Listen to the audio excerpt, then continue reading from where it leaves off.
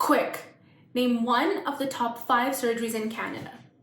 Now be honest, how many of you truly said joint replacements?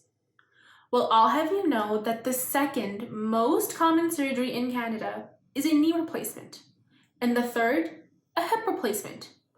Combined, these two tally up to over 130,000 surgeries a year. Well, here's a not so fun fact.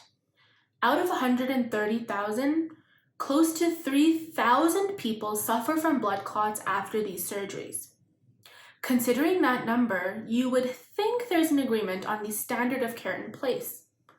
Well, here's the truth. There isn't.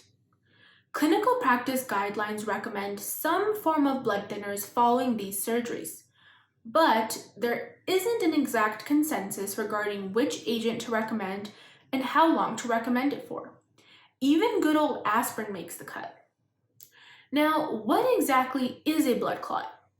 Best way to put it for us Calgarians, think of it like a traffic jam in -40 weather, preventing you from getting to where you need to go. The same thing goes for our blood. If there's a clot in our veins, then blood can't flow freely to areas of our bodies, and this can lead to major complications, including death. My research is looking to define the duration that patients are at high risk of getting blood clots after these surgeries. Some of the most common reasons why patients even decide to get joint replacement surgeries are to relieve pain and to improve function. But if in that process they end up developing a blood clot, it feels like it is all in vain. I am looking to tackle that issue and ensure that these surgeries can result in the best outcomes possible. So how will I be doing this? I will be using thromboelastography, or TEG.